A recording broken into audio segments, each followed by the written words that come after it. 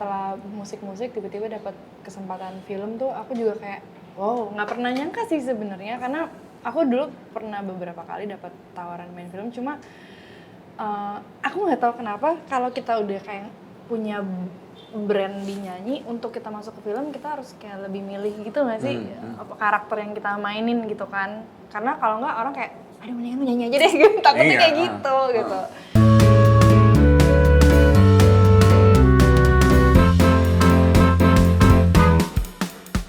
Siapa yang sudah pernah merasakan makanan-makanan Indonesia yang dihidangkan oleh kaum restoran Jakarta? Jujur, ini adalah kali pertama saya akan mencicipi keragaman masakan Indonesia yang disajikan oleh kaum restoran Jakarta. Dan saya juga baru mengetahui kalau ternyata kaum itu masih satu grup ya sama Potato Head. Dan memang komitmen mereka untuk mengedepankan, menghidangkan makanan Nusantara tuh perlu diacungi jempol karena mereka menyajikan hidangan Nusantara dalam bentuk dan cita rasa yang otentik. Jadi buat kita yang tinggal di Jakarta, kita jadi bisa berkenalan keliling-keliling Nusantara melalui kuliner. Nah, hari ini bersama dengan saya di Brunch with Dave akan menyapa dan berbagi cerita dengan teman-teman yang menyaksikan di kanal YouTube Halpus Bazaar Indonesia, Monita Tahalea. Padahal di mobil aku udah latihan loh. Apa dong? Tahalea. Oke, Monita Tahalea. Ambon, Manado? Iya, papaku Maluku, mamaku Sulawesi. Ya, Manado. Tuh kan, Ambon dan Manado. Sama, aku, Oh, iya? oma aku Ambon. Really? Iya. Pahamnya apa ya? Dedomis. Dedomis, oke. Manado juga? Manadonya Pangemanan. Oh wow. Kamu apa? Aku Ambonnya? Manadonya, Ambonnya Tahalea, Manadonya Paat Korompis. Oh, Paat Korompis. Paat, Oma Korompis. Oh my God. Cuma bedanya ini Manado Ambon bisa nyanyi, ya ini Manado Ambon Bisa public speaking. Iya dong. Aku nggak bisa public speaking, kalau kamu bisa. Oke, kita kenalan dulu dengan menu-menu yang udah kita siapin ya. Ada Mary Totora. Ini tuh inspired by Fak Papua. Which one is it? Ini ya sayangnya. Kayaknya Mary Totora tuh ini deh yang dia tuh serupa salad gitu ya toh. Ini lempa kuning dari Bangka Belitung. Ini adalah bebek timus, inspirasinya dari Sumatera Utara. Terus kemudian sayurnya itu ceciwis tauco dari Jawa Barat ya. Nah pertanyaan gue ada kerupuk. Kerupuk itu dimakannya dengan yang mana ya? Pop quiz. Oh, bareng bebek. Oke. Dan tentunya ini adalah pemersatu lidah Indonesia, nasi putih dengan bawang goreng. Betul. Yuk kita ngobrol sambil brunch ya. Mau pakai nasi putih nggak? Mau, boleh. Ya. Oke. Tuh. Thank you. Yes. Aku tuh berbuat kesalahan loh beberapa hari lalu. Kamu kan punya adik ya, Michelle ya? Iya betul. Masih tinggal satu rumah apa enggak? Udah enggak. Oh, udah enggak. Oh, pantas. Bagus lah. Bukan pantas. Oh, bagus deh ya. Jadi mungkin dia nggak sempet cerita. Jadi 2 hari lalu aku datang ke premiernya Rangga Cinta. Oh iya. Terus aku ketemu Roy. Suaminya Michelle. Roy Sungkono. Roy Sungkono. Jadi gue kenalin lah ke Iwet, partner gue yang datang ke situ. Wet, kenalin ini aktor film Roy. Terus kan Iwet, oh halo. Terus gue gini, sok mau akrab. Suaminya Monita. Bukan, saya. Terus gue gini, hah? Bukan. Gue ini adeknya. Yang istri. Oh, oke. Bye-bye, ketemu di dalam ya. Langsung diralat ya? Iya, bukan. Bukannya tegas. Tapi kalian berdua mirip banget loh. Iya, banyak yang bilang, tapi kita nggak merasa mirip loh. Masa Cuma sih? kalau misalnya aku lagi photoshoot atau apa, orang-orang tuh suka bilang, kamu mirip banget sama Michelle, ada cara ngomongnya, sampai look-nya. Tapi kita berdua tuh suka kayak, kita mirip. Do we look alike gitu? Do we look alike? Kayaknya enggak deh gitu. Beda berapa tahun sih kalian? 2 tahun. 2 tahun. Tadi juga pas di briefing sama Janice aku gini, oh aku tahu kemarin dia jalan di Plaza Indonesia Fashion Week. Bukan itu kayaknya Michelle. Masa sih?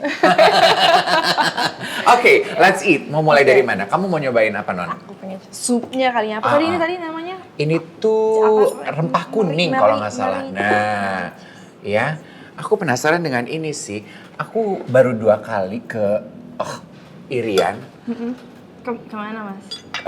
Ada acara di sebuah Koperasi Balai Desa. Maksudnya di kota apa? Di Papua ya Mbak ya? Papua. Kamu udah pernah Irian? Udah, aku suka banget. Aku ke Biak waktu itu. Oh, Ke lebih, Biak, lebih ini dong ya, lebih cakep ya pemandangannya harusnya ya. bagus banget. Pemandangannya cakep banget ya. Iya. Aduh, Aku main very di beautiful. pantainya juga, bagus-bagus sekali. Oke, dan waktu itu sih aku di sana nggak sempat makan, jadi aku penasaran. Ini ijo-ijonya garnish atau bisa kita kunyah ya? Bisa dikunyah. Oh, bisa dikunyah? Bisa. Oh, Soalnya iya. kalau di sana tuh bener-bener kayak ikannya dari laut langsung, terus petik-petik dari ladang udah ditaruh di piring. Oh, kalau bahasa restoran di Jakarta itu farm to table ya? Farm to table. Farm to table. Oke, Monita, kamu kan mengawali perjalanan karir kamu sebetulnya di nyanyi. Iya kan? So, how long have you been in the music industry? Aduh. How long has it been? Jadi kalau Semenjak Idol, right? semenjak Idol, ya berarti tahun ini masuk ke tahun 20. Tahun ke-20. Wow. Idol itu tahun 2005. Sekarang 2025. It's been Astaga, 20 20 years. tahun. Aku juga kayak, apa sudah sejauh ini, tapi kok rasanya masih banyak yang pengen aku lakuin. Tapi ya aku bersyukur banget sih kayak, ternyata udah lama juga ya, nggak nyangka gitu. Oke, apa yang paling dalam secara kemampuanmu musikalitas gitu yang paling kamu rasa berkembang dalam rentang perjalanan 20 tahun ini? Dalam perjalanan 20 tahun ini aku jadi less afraid. Less afraid.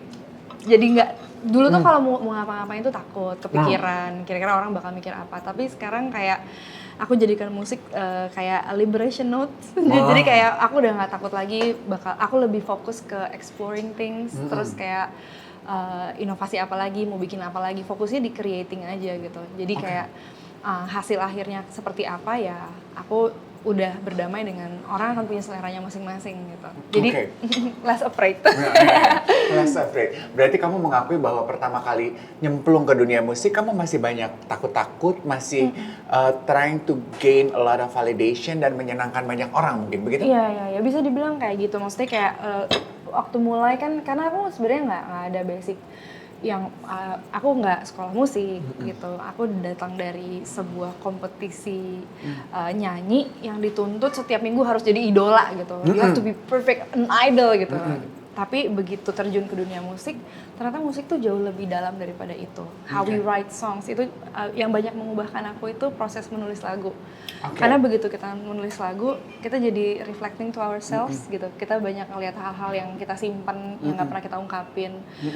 Itu yang banyak mengubahkan aku juga. So, jadi music itu bukan tentang cuma hiburannya aja, entertaining people. It's about knowing yourself. It's about spreading a message. It's about telling stories gitu. Jadi hal itu yang mengubahkan aku. Akhirnya aku jadi nggak lebih takut. Jadi aku nggak mikir tentang cuma luarnya aja, cuma the depth of the music itself gitu. Jadi kayak akhirnya jadi apa ya, di sisi lain bukan hanya jadi musisi yang lebih baik hopefully ya setelah sejauh ini, dan kolaborasi dengan banyak orang yang bikin aku tambah wawasan juga, tapi aku ngerasa sebagai seorang manusia aku jadi bertumbuh juga gitu loh.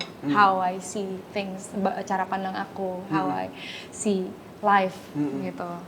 Karena kan yang kita nyanyikan dalam musik kan kebanyakan tentang hal sehari-hari ya, cerita kehidupan kita gitu. Jadi cara pandangnya juga jadi berubah aja gitu dari dulu. Kalau dulu banyak kayak takut, jangan ngomong, jangan ini, jangan ini, ntar orang bilang apa, atau kayak lebih ya udah deh yang penting orang seneng. Sekarang kayak I think I wanna enjoy life and I want to be honest with my life gitu. Dan setelah aku kayak gitu, aku malah lebih bisa connect sama orang gitu loh.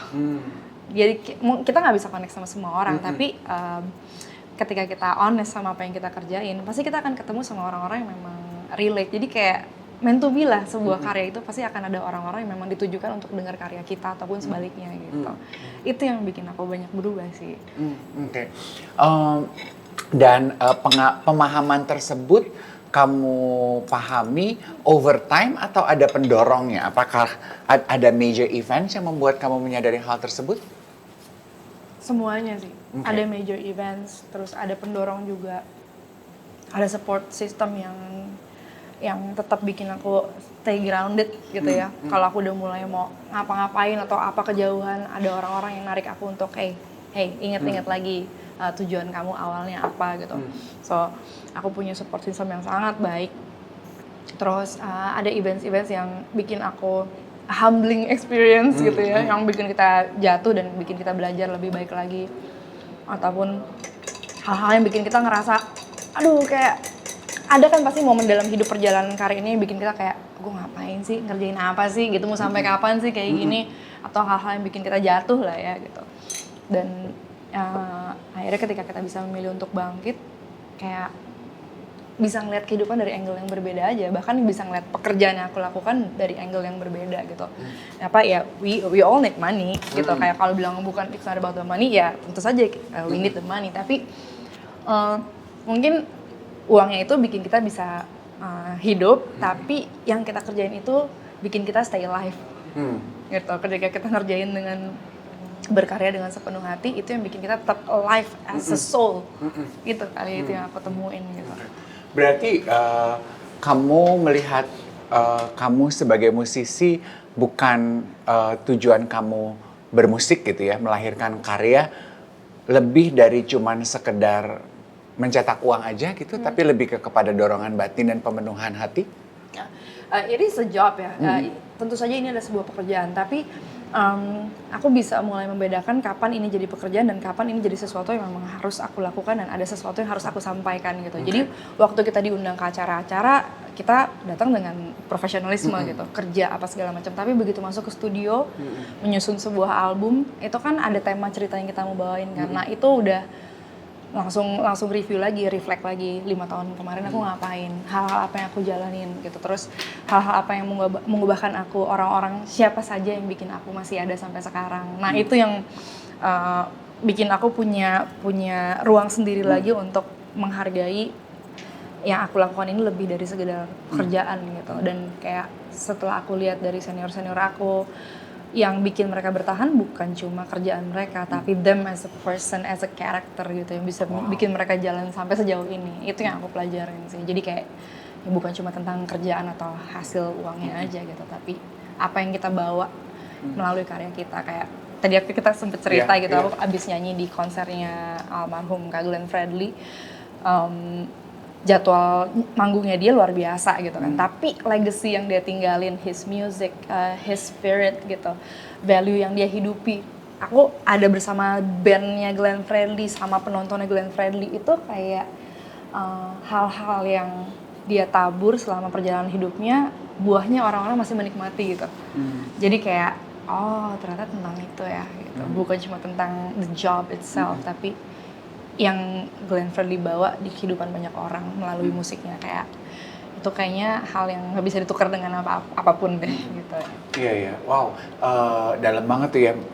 Sebagai pekerja panggung kan kita kayaknya gampang bagi kita untuk terjebak dalam rutinitas pekerjaan ya. And the spotlight. And the spotlight ya. Dan pekerjaan itu kan silih berganti cepat banget ya. Naik turun panggung, berganti-ganti event gitu. Dan kita kadang bisa terjebak dalam cycle, emang ini nih hidup gue gitu. Padahal there is more to it gitu.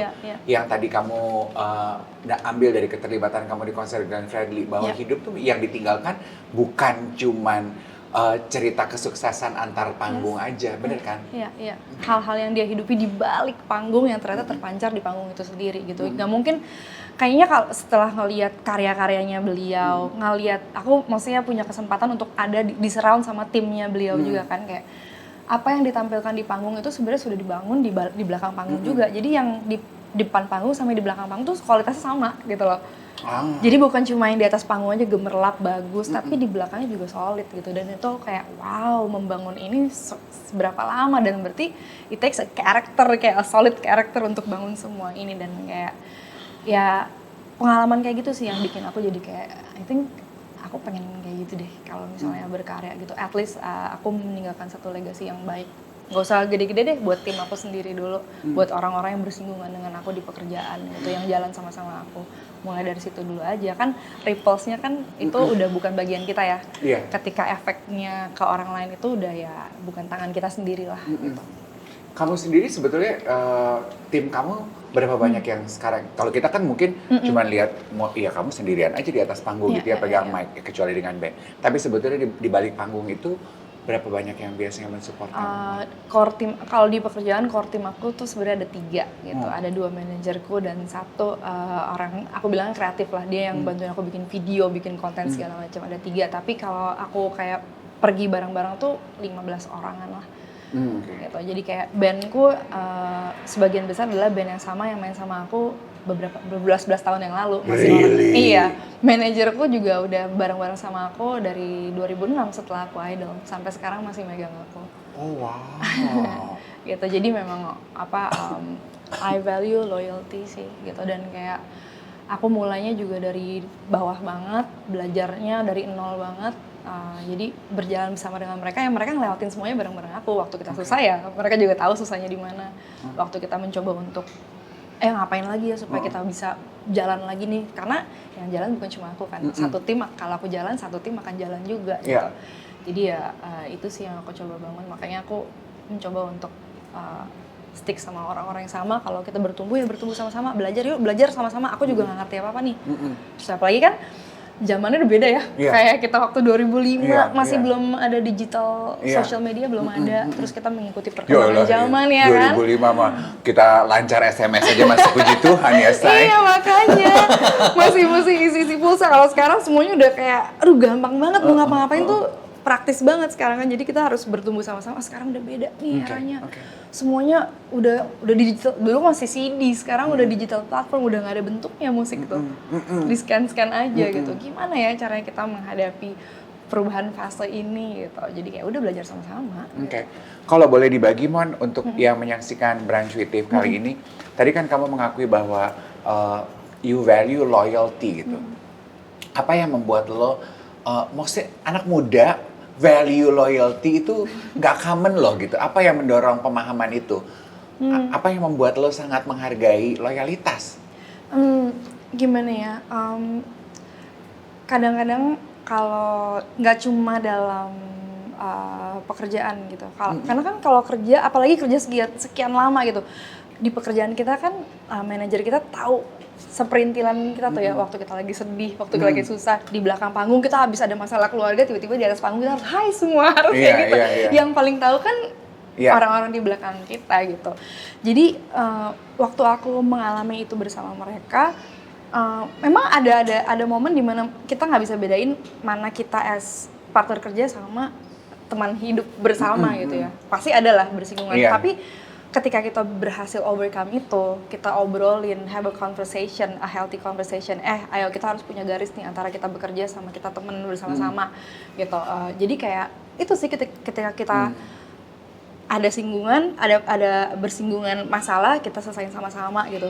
Jadi kita punya tahu kualitas satu sama lain. Mereka punya ruang untuk menegur aku, mengevaluasi aku sebagai performa ataupun sebagai pribadi, dan begitupun juga dengan aku. Jadi kayak begitu ada kedalaman itu dalam sebuah hubungan, aku rasa ya itu yang pengen aku pegang terus sih, jalan sama mereka. Kalau kita bertumbuh sama-sama, kalau kamu berhasil, aku berhasil, kayak gitu. Jadi kayak ya udah aku pengen loyal, aku juga pengen loyal sama mereka gitu. Jadi sebenarnya adil lah ya, kamu menghargai loyalitas timmu, dan kamu juga berharap mereka menghargai loyalitasmu terhadap profesi, ya kan? Dan kepada satu sama lain. Sambil makan katanya, seru, kita asik aja gitu. Gue nyender, dia nyender ya, enggak ngunyah-ngunyah ya. Nanti kaum bilang, kok nggak makan-makan gitu kan? Aku sekalian mau nyobain ini. Ini sayur apa ya? Banyak ini ya, palet lidah kita berkenalan dengan rupa-rupa sayur ya. Tumis keciwis tauco dari Jawa Barat. Enak nih.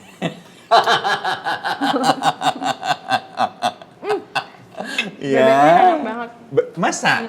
Oh ya ampun, Bebek, you live a good life. Aku suka sayur. Enak-enak. Kamu nggak makan seafood ya? Aku dikasih tahu sama Janice Tim Bazar. Iya, aku dari kecil alergi, makanya kadang-kadang suka. Oh gitu? Gimana sih orang Ambon Manado nggak makan seafood? Bukannya di rumah isinya cuma makan ikan doang kita? Ikan makan, tapi kalau kayak kepiting. Ikan tuh seafood, gue tembak lu. Maksudnya dari semua seafood cuma ikan yang aku bisa. Oh kita salah tangkep Jack, ikan dia makan. Seafood teman-teman yang lain yang dia nggak makan. Oh oke. Nah, aku nggak makan. It's okay. Coba ya. Tapi hari ini ada bebeknya enak. Bebeknya enak? Oke, aku nggak makan bebek. Oh enggak, ya. Iya. It's okay darling. Not a big problem. Oke. Aku pengen, ini ada sayurnya juga loh. Nggak apa-apa nggak sih, cobain. Cobain dong, harus. Nah.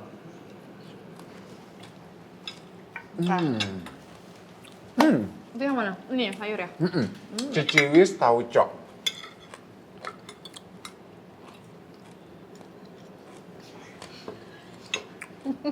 Aku pelajari satu hal, ciciwis susah dikunyah. Tapi ini ya, kayak crunchy ya. Tadi kamu membahas mengenai ups and down perjalanan karir. Boleh dibagi nggak? Masa-masa paling low, your lowest moment dalam rentang perjalanan karir 20 tahun? Kayaknya dalam satu fase tuh, kayak misalnya kalau 20 berarti taruhlah kayak periode ya 5 tahun. Dalam 5 tahun itu kayak ya naik turun gitu. Pasti ada yang paling rendahnya, ada yang naiknya lagi gitu. Jadi setiap 5 tahun itu pasti ada aja.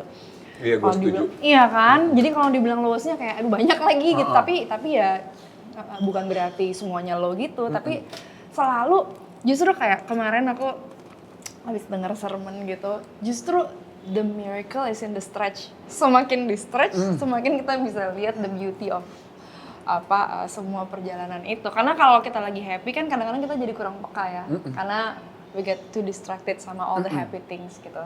Tapi at the lowest moment justru kita lebih sensitif, kita lebih vulnerable, kita bisa jadi lebih reseptif, kita bisa jadi lebih lebih soft mungkin dalam menerima sesuatu dan menyadari sesuatu gitu. Justru kayak malah lowest point itu yang paling aku hargain sih, dan kayak akhirnya banyak lagu-lagu yang tercipta ya justru di lowest point itu kan.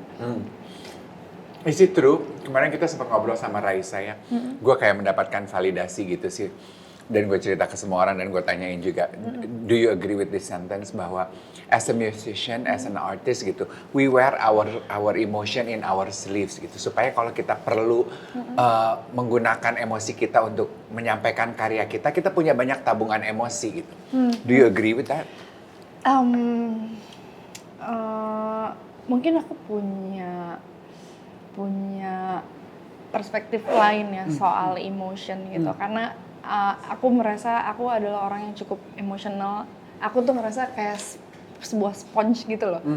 Jadi semua emosi tuh terserap dengan cepat gitu. Jadi kayak I need to learn to regulate my emotion gitu. Karena kalau aku terlalu meresap semuanya, jadi overwhelmed, it will destroy myself gitu. Maksudnya kayak imagine perasaan itu kan seperti ombak kayak wow, kalau kita terbawa ombak naik turun dan kita nggak bisa steady gitu. I need an anchor gitu, a solid anchor yang bisa bikin aku tetap rooted gitu. Kalau nggak aku ngeliat kayak artis itu memang punya keunikan tersendiri kan. We know kayak banyak painters yang punya permasalahan itu, control their emotion atau hal imajinasi yang mereka nggak bisa kontrol, makanya mereka express it through art gitu kan. Jadi kayak aku cukup aware, aku orang yang cukup emotional, therefore I don't wear my emotion on my skin gitu. Gitu. Aku butuh logika juga gitu. Aku lebih suka mesti lebih logis sih gitu. Karena aku tahu kalau aku ikutin emosi aku, semua keputusan dibuat berdasarkan emosi, kita akan menyesali belakangan. Gitu. Jadi aku lebih kayak I have to sit with my own emotion first gitu. Terus kayak ini bener nggak, ini gimana, punya discernment mungkin ya gitu sebelum merespon sesuatu. Karena kalau aku pakai emotion aku di skin aku akan sangat reaktif sama sesuatu hal. Dan kalau sangat reaktif tuh kita kayak petasan ya. Gini dikit, gini dikit. I know aku punya tendensi itu. Jadi aku kayak aku mesti lebih calm, lebih mesti tenang. Apa-apa harus dipikirin dulu. Ya memang akhirnya jadi overthink, tapi kayaknya aku perlu mikirin itu supaya aku nggak reaktif. Aku pengen lebih responsif. Jadi impact-nya ke orang juga nggak salah gitu. I so agree with that. Karena memang rata-rata orang yang emosional kayak kita tuh reaktif ya. Kita Iya. ya kan, terus begitu udah kita bereaksi terhadap Iya. sesuatu gitu, mengikuti apa yang kita rasa gitu, karena Nyeselnya dorongan perasaan, terus nyeselnya belakangan. banget. Dan itu kayak evil loop gitu, karena Iya. begitu kita nyesel lebih merasa bersalah lagi. Aduh, iya itu kan? berhari-hari gitu kan, we play it Exactly. over and Itu. over in our head gitu, iya kan? Iya, makanya aku nggak bisa kayak gitu, karena it will eat me alive gitu ya nggak sih? Karena kita akan tenggelam di emosi kita aja, dan kayaknya susah untuk function kalau kayak gitu. We need to function as a healthy human being kan. Jadi memang emosi itu harus diregulasi gitu. Oke, gimana cara kamu meregulasi emosi? When you say you regulate your emotion? Aku butuh rutin di dalam apa, karena kan jadwal kita kan nggak rutin ya, kadang-kadang kita bisa 1 bulan nggak ngapa-ngapain. Kalau orang yang 9 to 5 kan mereka punya jadwal rutin, pagi pulang jam berapa apa segala macam. Kita kan harus mengatur sendiri waktu kita, jadi aku akhirnya bikin rutin sendiri. Aku selalu bangun 5:30 atau jam 6 pagi, and I do journaling. Aku biasanya devotion time, aku saat teduh dulu. Aku menulis banyak banget semua perasaan aku tulis, yang aku seneng, aku mencoba untuk jujur sama semuanya deh gitu. Aku tulis, terus aku kayak bungkus in a prayer gitu. Habis itu aku olahraga, ya udah bikin rutin sendiri. Itu ternyata membantu aku untuk punya emosi yang lebih stabil gitu. Nulis terus, karena begitu aku tulis aku bisa mikir kan.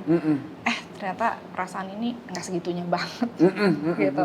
Tapi begitu aku nulis ternyata kayak ternyata gue kecewa lagi, tapi gue nggak pernah menyadari itu. Jadi nulis itu membantu aku, sangat membantu aku. Jadi setiap orang punya cara yang berbeda-beda ya. Ada yang bisa ngobrol sama orang gitu. Aku kadang-kadang kalau ngobrol sama orang suka takut, karena aku ngerasa ini kayaknya aku masih meletup-letup nih. Jadi obrolan yang orang takutnya dia nangkepnya salah arti aja. Padahal aku masih tahap awal, aku juga belum ngerti apa yang aku sampaikan, makanya aku tulis dulu aja. Gitu. Kalau aku nulis sih. Aku setuju sih. Menulis itu kayak proses mengurai benang kusut di kepala, iya nggak sih? Or jalan pagi. Itu enak banget. Meditation walk atau walking meditation, that's it. Iya, jalan aja. Tuh pas lagi jalan tuh kayak satu-satu tuh pikiran bisa dilerai gitu loh. Kayak benang yang lagi kusut satu-satu. Oh ternyata ini nggak penting, ini nggak perlu, jadi punya prioritas. Oh kayaknya harus dipikirin yang ini dulu nih. Gitu. Jadi kayak jalan juga membantu. Kayak nenek-nenek ya aku. Kadang-kadang aku suka bingung kayak kenapa gue kayak nenek-nenek ya, kayak jalan pagi nulis, tapi kayak tapi itu works for me, jadi gak lah. Gitu. Why not? Kalau kita bisa menjadi anak muda yang punya kegiatan nenek tapi jauh lebih sehat, ya nggak sih, Bo? Daripada kita jadi superwoman tapi kisruh di dalam benar. Iya, kita lanjutin obrolan ini, kita akan berikan kesempatan wanita untuk mencicipi dulu hidangan ini. So please dig in, we'll be back. Ini tuh isinya tuh kayak bangkuang, terus wortel, terus apa tuh sayur apa tuh yang ungu, beet ya? Iya. I think it's versi Papua dari salad gitu, kayak seger sih. Dalamnya katanya ini juga diaduk pakai kelapa muda, ya kan? Iya kan? Iya, enak. Kelapa muda kan? Yummy. Tuh. Tadi Monita juga membahas mengenai orang-orang dari konsep Glenn Fredly, orang-orang yang impacted dari karyanya dia. Kalau kamu sendiri, menurut kamu, siapa orang yang paling berjasa dalam perjalanan kamu sebagai seorang musisi? Waduh, banyak sekali. Sangat On banyak top of sekali. your mind now? On top of my mind, udah pasti keluarga aku. Orang tua aku, suami aku yang sampai sekarang masih... Nah, kamu tuh udah kawin? Udah. Oh. Udah, yang selalu support aku gitu. Maksudnya aku nyanyi, aku segala macam, mereka selalu dukung aku, selalu nonton. Terus my team, of course, manajer aku yang udah jalan sampai sejauh ini. Terus teman-teman band aku yang selalu mereka tuh progresif banget gitu. Maksudnya selalu selalu pengen bikin sesuatu yang baru, pengen maju ke depan gitu. Jadi itu bikin aku tetap energize aja gitu. Pengen bermusik, ayo bikin apa lagi. Terus pendengar musik aku gitu, orang-orang yang kayak sampai sekarang masih dengerin, masih suka kirim-kirim DM, lagu ini tuh bikin aku gini curhat panjang gitu kan. Terus orang-orang yang aku ngerasa grateful banget sih dari awal. aku mulai nyanyi di Indonesian Idol, kayak Tuhan mempertemukan aku dengan orang-orang yang apa ya, gila. Single pertama aku yang buat itu Mas Yovie Widianto gitu. Sebagai seorang penyanyi pendatang baru yang nggak punya pengalaman sama sekali di industri musik, diproduserin sama Mas Yovie, itu udah kayak satu titik lompatan yang jauh sekali gitu, dan I'm grateful for that. Album pertama aku diproduserin sama itu Mas jadi Indra. pembuka jalan yang Betul. yang mantap banget. Betul, dan di tengah-tengah sesi itu aku banyak dapat insight kan, how the industry works gitu. Album pertama aku yang produserin Mas Indra Lesmana gitu. Jadi aku diketemuin sama orang-orang yang memang aku bisa langsung belajar banyak dari mereka ini gitu. Di Mas Indra aku belajar tentang sejarah musik. Jadi as a musician bener-bener rooted sama apa yang aku kerjain gitu. Jadi itu sih orang-orang yang Tuhan izinkan, orang yang Tuhan pertemukan gitu ya, ketemu di persimpangan jalan ini gitu, dan bikin aku jadi orang yang lebih apa ya, lebih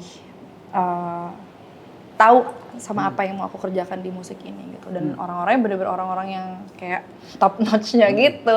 Terus kayak almarhum Kak Glenn Fredly juga salah satu orang yang pertama kali suka ngajak-ngajak aku manggung bareng, ngajak aku rekaman sama-sama. Jadi belajar dari mereka-mereka inilah bikin aku tetap kayak keep my eyes on the horizon gitu lah. Apa yang ada di luar depan sana ya. Ayo jalan terus gitu. Okay. Keep your eyes on the horizon. Sebagai seorang musisi, apalagi sih yang ingin kamu tuju in your horizon? Kalau misalnya as a musician, pastinya kayak aku masih, walaupun aku baru rilis album kayak keempat, judulnya Merona. Tahun ini aku rilis album yang keempat, Merona. Tahun ini kan, itu tahun 2025 ini, kan? Iya, 2025, bulan Juni kemarin. Gitu. Aku udah kayak, oke, nextnya aku mau bikin album tentang apa lagi ya. Jadi kayak ternyata memang masih banyak. Juni udah rilis album, lu udah sibuk mikirin nextnya mau apa lagi gitu? Ya maksudnya kayak cerita apa, ternyata banyak sekali cerita yang pengen aku ceritain lewat lagu gitu. Ada banyak banget gitu, dan ada banyak bunyi yang masih pengen aku cobain gitu loh. Banyak hal yang pengen aku explore gitu. Itu sih sama kayak aku pengen nulis kayaknya ya gitu. Aku kan kayak sejak nulis lirik, aku jadi pengen nulis sesuatu yang lebih terstruktur, kayak misalnya mungkin nulis buku atau nulis apa gitu. Tapi aku masih riset dan masih coba mempelajari itu sih. Oh, jadi buku sebetulnya yang pengen nulis pengen buku. banget. Cuma kan beda ya nulis lirik sama nulis buku tuh kayak satu buku itu pasti banyak banget nih struktur yang harus, kerangkanya apa ya segala macam. Nah itu aku masih belajar lagi sih. Oke. Sementara kalau menulis lirik itu biasanya the creativity juices buat kamu tuh paling mengalir saat atau biasanya momentumnya apa buat kamu? Saat lagi melakukan kegiatan sehari-hari justru. Aku pernah mencoba metode. Aku pikir kan selama ini inspirasi tuh kayak dari tempat yang indah-indah gitu. Jadi satu kali aku pernah ke Malang. Aku sengaja nih, intentionally bangun pagi-pagi, cari tempat kopi di bawah kaki gunung, ada jendelanya langsung menghadap ke gunung. Aku duduk di situ dari jam 10 sampai jam 6 sore, kertas aku kosong. Gak dapet apa. Ceritanya judulnya pengen menjemput inspirasi. Iya, gak tau pulang-pulang masuk angin aja gitu, kayak pulang-pulang perutnya kembung. Tapi tulis kertasnya kosong gitu. Di situ aku tahu ternyata memang inspirasi itu bukan ditunggu. Inspirasi tuh nggak datang gitu aja kayak seperti kayak turun gitu, enggak gitu. Ya itu mungkin ada momen-momen tapi sangat jarang yang seperti itu gitu. Tapi inspirasi itu dapat waktu aku lagi naik taksi, lagi macet gitu di jalanan, hujan, terus tiba-tiba kayak aduh ngeliatin orang-orang yang kehujanan, kayak aduh harinya kayak apa ya, pulang kantor kehujanan, capek kali ya gitu, kok dia nggak bersungut-sungut ya gitu. Itu yang malah hal-hal kayak gitu yang malah menginspirasi aku gitu. Ngeliat orang nunggu, kadang-kadang kalau aku lagi naik transportasi umum, semua orang di dalam situ kalau nggak lihat handphone pakai earphone masing-masing. Aku suka penasaran mereka dengerin lagu apa ya. Terus mereka pulang ketemu siapa ya, kayak gitu loh. Nah hal-hal kayak gitu malah yang bikin aku jadi kayak nulis jadi akhirnya aku di notes handphone aku tulis satu cerita atau satu kata-kata atau satu suasana yang aku alamin hari itu, dan aku bawa pulang dan aku reflect lagi kayak gitu sih. Oke. Perkenalkan kita kepada albummu yang terakhir itu, yang Juni lalu, judulnya adalah? Judul albumnya Merona. Merona. Dari, ada berapa lagu di album Merona? Ada 9 lagu di album 9 lagu. 9 lagu itu semuanya kamu yang nulis? Ada 2 lagu temanku yang tulis. Oke. Tapi sisanya aku yang Dari sisa lagu yang kamu tulis, mana yang menurut kamu punya cerita yang cukup spesial yang bisa diceritakan di sini? Aduh, susah Proses banget. penceritaannya atau datangnya inspirasinya. Aduh, susah banget karena apa namanya? It's like asking a parents to choose which. Iya, mana I anak know, yang I know, paling I know. karena masih kayak dalam membuat satu album kan kita punya beberapa lagu yang akhirnya kita pilih. Kalau aku 9 kan. Yang kita pilih itu berarti udah memang kita kayak sayang banget untuk kita rilis gitu kan. Cuma mungkin kalau mau dibilang yang spesial yang aku taruh di nomor 1 sih, judulnya Angan gitu. Karena di lagu Angan ini pertama kalinya aku record, biasanya kalau aku recording yang main teman-teman aku kan musisinya. Tapi di lagu Angan ini aku sendiri yang main gitar. Jadi kayak bener-bener aku lagi di kamar main gitar terus di record gitu. Itu lagunya judulnya Angan. Aku nggak tahu sebelumnya kalau ternyata aku butuh lagu itu gitu. Angan itu tuh memang tentang hal-hal yang aku relakan gitu loh. Kita punya banyak mimpi kan, tapi ada beberapa mimpi yang akhirnya aku putuskan untuk relakan, bukan karena aku menyerah sama mimpi itu, tapi ya kita tahu aja mungkin nggak meant to be gitu. Dan kayak ternyata begitu aku lepaskan kayak oh ya nggak apa-apa ya ternyata ya. Memang ada hal-hal di hidup kita yang memang harus kita ikhlasin gitu. Itu judulnya Angan. Oke. Wow, ada beberapa hal dalam hidup kita yang harus kita lepaskan, say. Kan kamu bilang itu yang paling pribadi ya. Memang apa dalam hidup kamu yang ada mimpi atau hal yang kamu lepaskan? Ada banyak. Jadi kayak keinginan-keinginan yang aku sampaikan di dalam doa bertahun-tahun mungkin belum dijawab. Bukan berarti bukan berarti Tuhan jawab. Enggak, mungkin belum waktunya. Tapi kan kita nggak pernah tahu. Waktu Tuhan kan misteri ya gitu. Tapi kalau kita terus cling sama di hal yang itu aja, padahal Tuhan mesti punya banyak hal yang mau Tuhan kasih. Gitu. Kita akhirnya kayak tangan kita lagi menggenggam yang satu, tapi masa nggak bisa menggenggam hal yang Tuhan kasih gitu. Akhirnya ya udah aku putuskan untuk yang satu ini ya aku ikhlasin dulu, kan lepasinnya ke tangan Tuhan juga ya. Jadi kayaknya itu tempat paling aman gitu.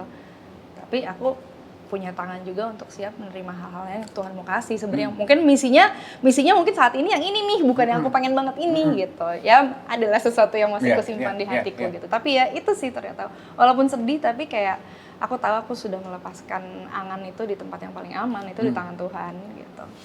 Would you say that you are an introverted or extroverted person? Atau sekarang ada istilah baru lagi ya,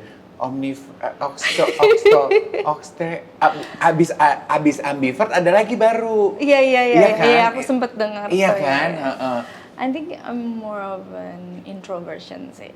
Oh. Lebih kayak mungkin kali ya, karena maksudnya aku maksudnya aku seneng ketemu kayak misalnya kita ngobrol, aku suka conversation yang kayak gini gitu, kayak apa terus kita ngobrolin banyak hal tentang kehidupan. Tapi kalau udah di yang rame aku jadi kayak gitu.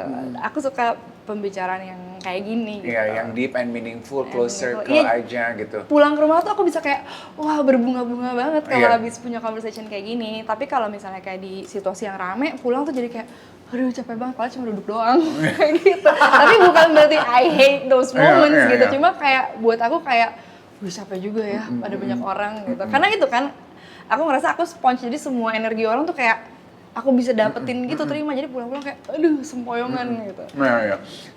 Aku bisa menebak kalau kamu introvert karena kalau serangan pertanyaan gue udah terlalu pribadi tuh dia balik lagi. Iya. Terlatih.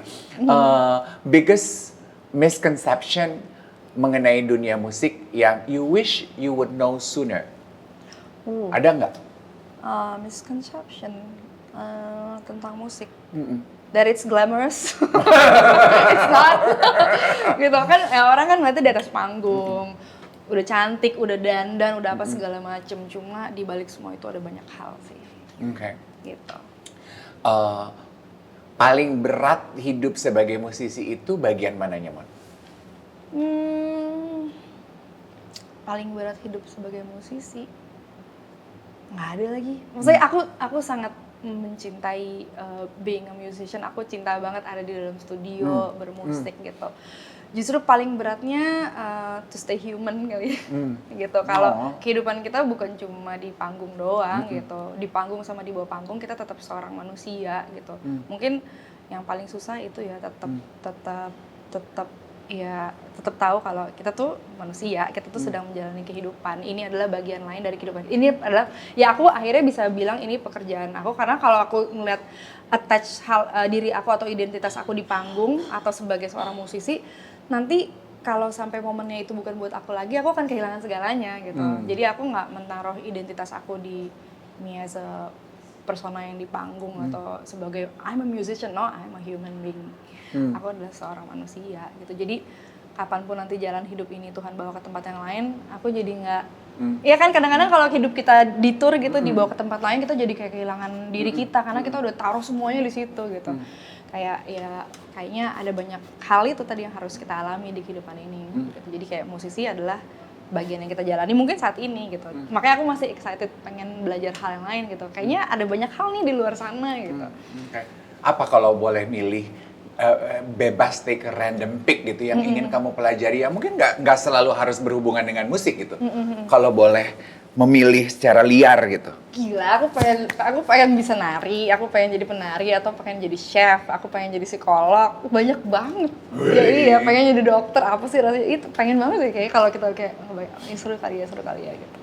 Banyak sih yang kepengenan aku. Kalau psikolog aku pengen banget karena seru kan bisa mempelajari mental manusia tuh bekerja kayak gimana. Jadi kita tahu nih kenapa sih kita emosian banget, kenapa sih kita pelupa, itu kan sebenarnya ada di kognitif kita kan. Jadi kayak seru aja gitu kalau mempelajari semua itu.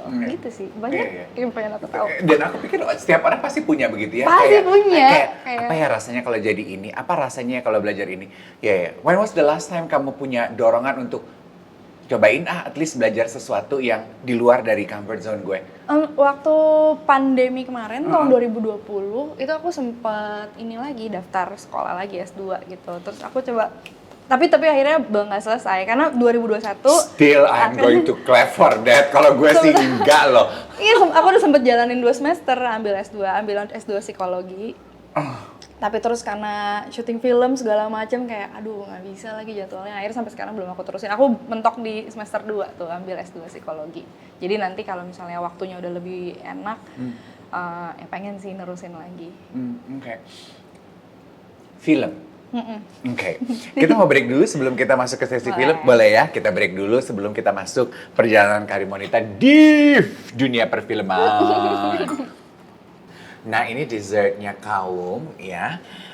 This is one of their specialties, es bubur sumsum. Are you a dessert girl? Tentu saja. Aku bisa makan dessert dulu baru menu. Nggak masalah dessert. Nggak masalah dulu. Kan? Ini deal-dealnya apa ya, Mon? Ini kayak serut ya? Oh ya Serut, ampun. terus ini bubur Oh sumsumnya. ya ampun. Ini aku penasaran apa nih? Ini kayaknya kayak taro gitu ya. Iya. Harus pakai esnya dong. Oh, ada kacang. Ada kacang, apa itu namanya, ketan merah. hitam. Thank you. Yes. Aku pikir tadi ini Ya, kayak ambilin apa? gantian. Udah nggak apa-apa. Oh, iya. Ciela. Thank you. Biar aku yang jadi istrimu hari ini. Naluri bang. Please do enjoy, darling. Oke. Yuk, mari kita membicarakan mengenai kembangan karir kamu di dunia film. Yeay. Oke, jadi siapa dia adalah, is it your first movie? Iya, benar. Oke, itu First layar lebar ya. layar lebar pertamamu. Aku tahu wajah kamu karena pas dapat undangan dari Niko Film Premier Siapa Dia Itu, jujur gue sama Iwa tuh terlambat. Karena ada pekerjaan sebelumnya dan macet dari Mampang. Kita masuk ke dalam bioskop pas adegan lo. Iya, aku takut ketinggalan soalnya agak di awal kan. Iya, jadi pas masuk itu gue sama Iwat gini, siapa Bo? Wanita. Oh masa sih gitu. Jadi kita tuh gak bergerak dulu menikmati adegan itu. So, cerita gimana proses keterlibatanmu di film itu dulu? Oke, keterlibatan di film Siapa Dia Itu aku dapat undangan audisi gitu. Memang ada undangan casting. Gitu. Jadi pas dapat undangan casting untuk film musikal, aku langsung kayak mau gitu. Pas tahu sutradaranya Garin Nugroho lebih mau lagi gitu kan. Oke, Mas Garin musikal, aku ngerasa cukup pede, bukan dalam arti pede pasti dapat ya, tapi kayak untuk masuk ke ruang audisinya aku kayak oke, ada sesuatu yang bisa aku tawarkan karena musikal berhubungan sama nyanyi kan. Tapi bukan hanya nyanyi, ada acting dan ada tariannya juga gitu. Bagian acting dan tarian aku kayak pikirin belakangan deh, at least gue datang ada yang bisa aku bawa gitu. Oke, jadi pas audisi ya memang semuanya actingnya di audisi juga, di test cam segala macem, terus nyanyinya, dikasih skrip, ada koreografernya juga. Kita jadi harus langsung nyanyi sambil koreografi gitu. Dan cukup lama sih itu nunggu pengumuman dapat atau enggaknya untuk masuk ke film musikalnya Mas Garin. Tapi akhirnya panggilan itu datang tanpa aku tahu siapa aja yang ada di dalamnya. Jadi masa? Jadi lo nggak tahu siapa yang terlibat? Enggak. Aku manajerku juga cuma seneng aja. Oke, film musikalnya Mas Garin nih. Tanpa kita tahu di dalamnya ada siapa aja. Jadi pas udah pembagian peran gitu, dapatlah aku peran si Nurlela ini namanya di film Siapa Dia. Pas aku tahu temen-temen yang akan satu scene sama aku siapa, barulah aku shock kayak bisa mundur kayak. Pas tahu ada, oh ya nanti kamu satu scene sama Niko, terus ada Sita Nursanti juga gitu. Kalau Sita kan kamu udah kenal lama dong. Iya, kayak Niko siapa gitu. Niko Saputra kayak bisa mundur kayak aku kayak nggak siap. Maksudnya nggak siap karena maksudnya ya buat aku dia aktor senior dan maksudnya wah sangat terpandang dengan segudang prestasinya. Aku kayak apakah aku bisa mengimbanginya gitu dalam berakting gitu kan. Jadi tapi aku tahu di balik itu proses persiapan untuk film Siapa Dia ini cukup panjang, 2 bulan yang intens gitu. Ada acting coachnya, ada vocal coachnya, ada koreografernya, dan timnya Mas Garin tuh semua tim-tim terbaik lah gitu. Ada Mas Eko koreografernya, ada Mas Komar yang acting coachnya gitu. Jadi akhirnya dan teman-teman castnya juga seru-seru banget gitu. Anak-anak teater, anak-anak film, teman-teman penyanyi juga. Jadi persiapan 2 bulan itu terasa sangat menyenangkan sih. Akhirnya aku jadi ikut bertumbuh karena lingkungannya juga semua semangat untuk film ini kan dan sangat mencintai semua prosesnya. Jadi akhirnya nggak terasa segitu mengerikan, malah terasa sangat menyenangkan. Dan pas ketemu Niko in person, dia juga orang yang sangat terbuka sekali gitu dan orang yang sangat ngasih banyak ruang untuk kita bertumbuh gitu. Jadi kayak menyenangkan banget nih. Aku kayak wah, film pertama yang blessed banget sih aku ada di film ini. Dan kalau nggak salah Nurlela kan termasuk, itu kan di film itu karakternya Niko punya banyak hubungan dengan rupa-rupa perempuan kan? Ada fase-fase di mana dia ketemu banyak perempuan dalam hidupnya gitu ya. Nurlela termasuk salah satunya toh? Iya betul. Aku nonton sampingan sama temanku, aku gini, gila beruntung banget nih aktris-aktris perempuan yang Nek bisa ngerasain punya hubungan sama Niko. Nah sekarang gue bisa ngobrol sama salah satu aktris dia. Kayak apa rasanya? Kan apa nih? Maksudnya bisa berfantasi gitu punya hubungan sama Nicholas Saputra. Dia juga udah bawa perempuan satu Indonesia tuh sirik sama kalian loh. Gimana? Waktu selama prosesnya karena memang kita ada latar belakang ceritanya. Jadi kita fokus gimana caranya benar-benar menghidupi situasi saat itu. Nurlela dan Tuan Nicholas sama ada Kenes juga itu di tahun 20-an, 1920-an. Jadi Indonesia tahun 1920-an kan tentang perfilman Indonesia ya, sejarah perfilman Indonesia gitu. Jadi Mas Garin membekali kami semua dengan dengan referensi yang sangat cukup padat dan cukup lengkap gitu. Jadi kayak untuk peran aku Nurlela, Mas Garin kasih latar belakangnya Nurlela. Nurlela ini terinspirasi dari persona penari eksotis namanya Matahari. Nama asli ini Margareta Gertrudia. Jadi aku akhirnya bikin satu Pinterest. Those are real character? Yes. Okay. Tokoh yang real gitu. Jadi Margareta Gertrudia ini pernah menikah dengan tentara Kenil dan tinggal di Jawa dan Sumatera. Jadi dia mempelajari budaya kita, budaya Asia gitu. Sampai akhirnya dia bangun persona namanya Matahari dari kata matahari ini. Dia penari nih orang ini. Jadi Mas Garin ngasih nih latar belakang kayak referensinya Nurlela lah. Jadi aku cari gambar-gambar tentang si Matahari ini, aku kumpulin di satu board Pinterest dan aku coba lihat gerak-geriknya dia. Karena aku bukan penari kan, tapi penari juga di era itu. Jadi kan bukan penari yang kita nggak akan pernah bersentuhan langsung dengan pria gitu. Pasti kan ada gestur-gestur yang kayak kita menggoda tapi dengan cara yang coba tatapan mata, kayak gitu-gitu. Jadi aku harus mempelajari tatapan misterius itu dan gerakan itu. Dan itu menyenangkan banget sih ternyata kita bisa menghidupi satu karakter yang ini harus ngerasain kalau dia tuh ada gitu.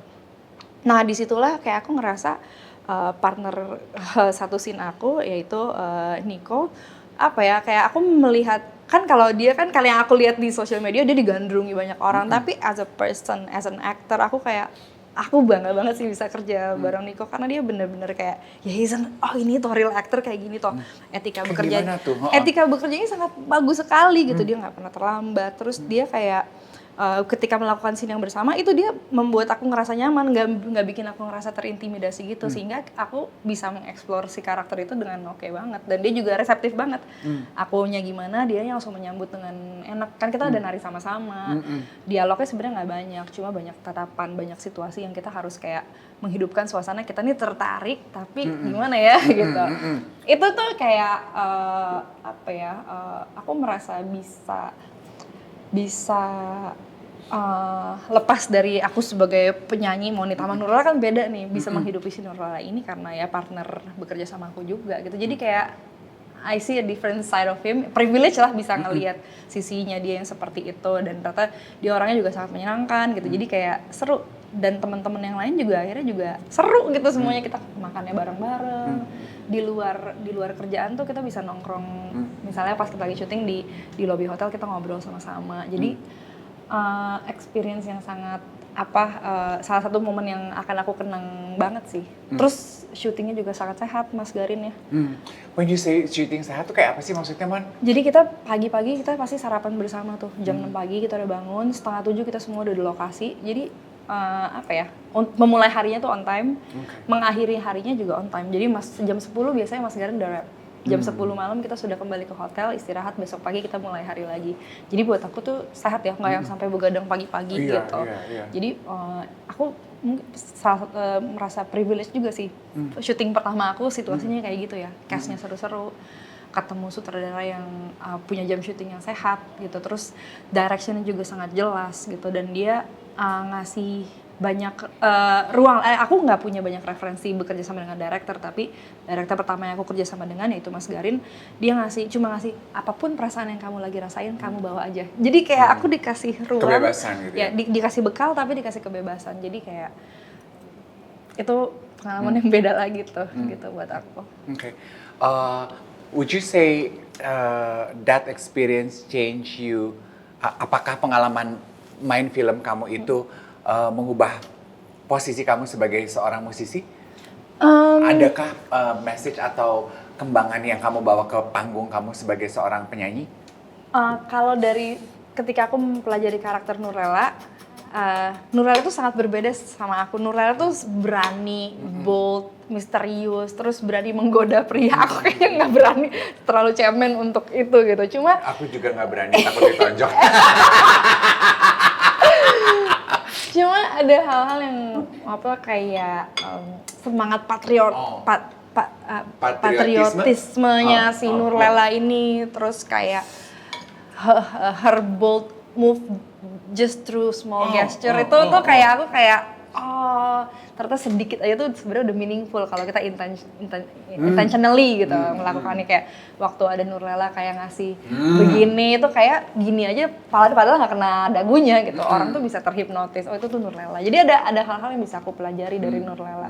Tapi kalau position as a musician, yang aku lihat dari pendengar musik aku lah, waktu mereka tahu aku main film, mereka excited banget kayak wah akhirnya Kak Monita main film juga, kita udah tunggu lama. Dan mungkin karena perannya tepat juga ya, Nurlela penari, penyanyi juga musikal, jadi mereka menerimanya dengan sangat baik. Dan buat aku ini another milestone sih, abis bikin album, nyanyi, terus dapat kesempatan main film gitu. Jadi ya tadi khayalan aku yang nggak pernah ada tercapai gitu, main film tuh kayak gini rasanya. Dan adikmu Michelle juga sekarang sudah ada di profesi yang sama sebagai seorang seru. Jadi kita suka ngobrol gitu. Jadi pas pertama kali aku syuting aku banyak tanya Michelle sih, gimana sih aku harus gimana nih, kalau gini gimana, kalau gini gimana, sama Roy juga kan suaminya. Aku banyak, jadi seru sih bisa cerita-cerita banyak sama mereka, dan mereka juga sangat suportif. Berarti nggak akan ragu-ragu lagi kalau mendapatkan tawaran main film berikutnya? Pengen sih, pengennya semoga tadi karakternya cocok, apa segala macam gitu. Tadi kan sebelum kita ngobrol di kamera kamu bilang agak tricky sebenarnya ya. Aku sebagai seorang penyanyi takutnya kan mendapatkan typecast yang, aduh udah deh penyanyi nyanyi aja jangan main film gitu.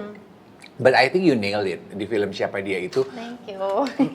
Maksud aku melihat, kenal wajahmu, tapi aku nggak ngelihat, nggak ngeh itu kamu sebagai seorang penyanyi, you know? Make sense nggak? Make sense ya? Iya. Walaupun ending adegan kamu aku nggak suka ya.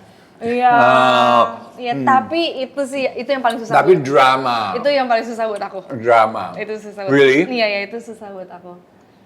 Karena harus mengakhiri kisahnya dengan tetap punya dignity gitu. Itu iya kan, bukan yang kayak oh tidak, bukan yang dramatis gitu, tapi kayak aku mengakhiri dengan baik dan gila menemukan cinta di akhir hidupku dan aku akan mengakhiri dengan baik. Itu kayak gimana ya?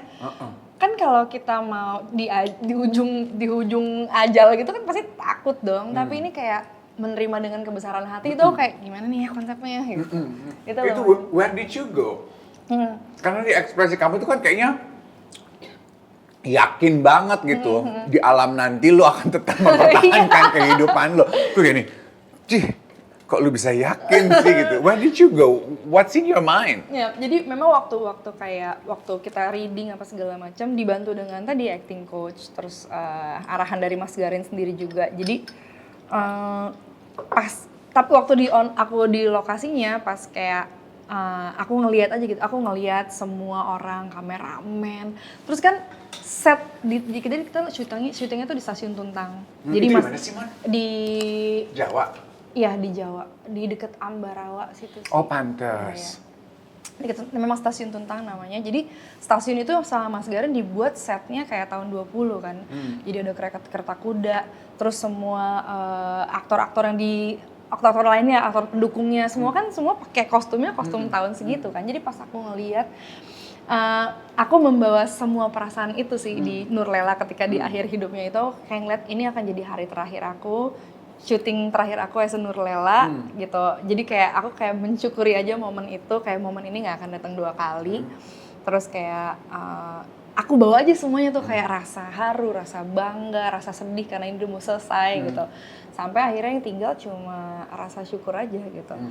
Sampai akhirnya pas aku mulai jalan sekali, Mas Garin balik, apapun yang kamu rasain tadi, kamu bawa semuanya ke sini gitu. Jadi kayak oh berarti tepat nih ya Mas Garin, perasaannya perasaan kayak bangga aku sudah menjalani ini sebaik mungkin dan kayak nggak ada yang harus aku sesali dari perjalanan ini. Itu jadi akhirnya dia bisa pergi dengan penuh kebesaran hati. That final scene itu diulang berapa kali proses syutingnya? 2 saja. Sebenarnya dalam semua scene ini Mas Garin nggak banyak ngulang sih karena kita sudah 2 bulan latihan dengan intens segala macam, jadi rata-rata cuma 2 kali ngulang gitu sih. Sekali udah. Karena kan memang ada satu emosi yang nggak bisa diulang 2 kali. Nah aku nggak tahu lah kacamatanya director kayak gimana kan waktu dia bilang cukup. Walaupun kita kayak please lagi, tapi kalau directornya bilang udah cukup berarti memang dia sudah cukup buat dia gitu.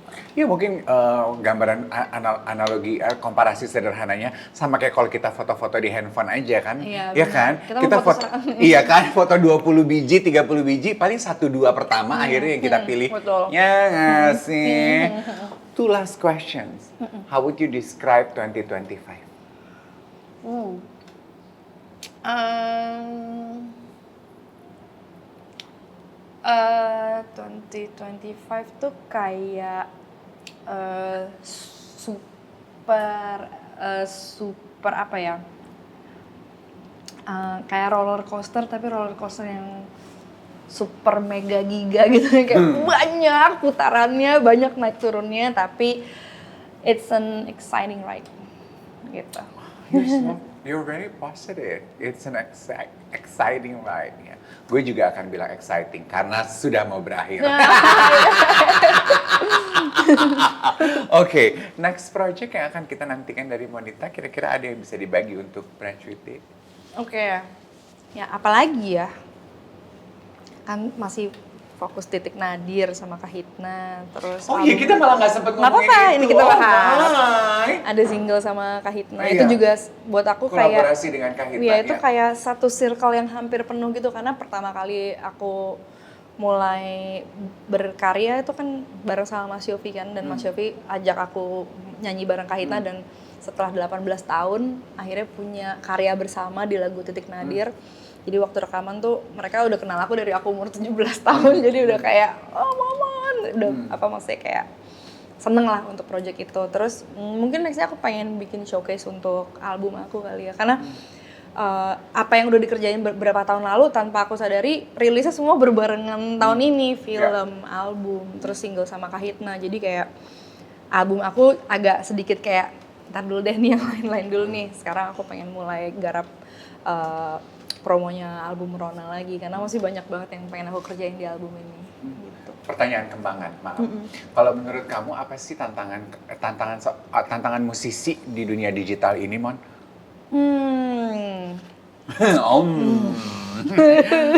Tantangan musisi di dunia digital ya.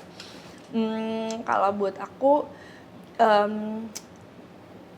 kita kan, aku sempat ada di fase kayak enggak lah, dulu tuh lebih enak, dulu caranya tuh lebih ini, kita bisa gini, tapi ya nggak bisa nggak bisa dipungkiri juga kalau kita harus mengikuti perkembangan zaman. Kalau kita masih mau terus ada di era ini, semuanya udah digital, tapi gimana caranya kita bisa mengikuti perkembangan zaman tapi kita tidak kehilangan jiwa kita kali ya, gitu. Karena sekarang kan semuanya serba cepet, instan, apa semua mau dapat apa cepet, informasi cepet. Tapi ya kalau kita ngikutin itu akhirnya lagu kita juga jadi cepet juga, baru denger intro udah next gitu. Jadi dorongan untuk stay relevan itu memang sangat besar karena orang memang cari sesuatu yang relate. Tapi relate-nya berapa lama nih? Sebulan, 3 bulan gitu. Karena sekarang 3 bulan orang udah cari sesuatu yang baru lagi. Baru ngeluarin single, what's next? baru kemarin, gitu kan. Ya gue aja nanya what's next gitu, padahal baru Juni dia. Betul, nah makanya kayak kita tetap relate, tapi gimana caranya kita bisa tetap bisa bertahan dalam jangka waktu yang lama. Jadi tetap aja gitu. Mungkin caranya bisa pakai cara-cara yang sekarang, cuma gimana caranya ini bisa bertahan sampai 10 tahun ke depan gitu loh. Lagu-lagu kita tetap bisa dinikmati sampai 10 tahun ke depan gitu. Jadi kayak aku masih mencari sih, karena baru banget buat aku, dan untuk melepaskan kebiasaan-kebiasaan lama dan mindset lama sebelum era digital itu sangat susah sih sebenarnya. Jadi iya, aku masih belajar lah gimana berteman dengan TikTok, gitu-gitulah pokoknya. Terus gimana caranya memperkenalkan musik aku di digital platform. Tapi ya ternyata bikin konten menyenangkan juga kok, asal kita tahu nih kontennya tetap apa yang kita suka, tetap informatif, gitu-gitu aja sih. Jadi aku lagi belajar, oke, bikin konten males sih, cuma harus orang pengen tahu. Justru ternyata aku memperhatikan orang justru lebih pengen tahu apa di balik lagu kita gitu loh. Iya kan, pengen tahu story-nya di balik itu, pengen tahu the real us gitu. Pengen tahu kita yang sebenarnya kayak gimana. Jadi itu yang lagi aku coba gali. Aku suka kamu menggunakan kata-katanya berteman dengan TikTok. Nggak perlu bersahabat, ya, tapi di atas kenalan gitu ya. Temenan aja, nggak perlu jadi bestie. Nggak semua orang cocok kan jadi bestie. Kalau ternyata kita udah, kan kadang kalau kita udah ketemu salahnya baru enak ya. Oh ternyata konten yang works buat kita tuh yang seperti ini. Itu sih yang lagi aku cari gitu. Good insight. Thank you so much for sharing, Thank you so much Monita. for your time. Aku seneng banget sama ngobrol kita.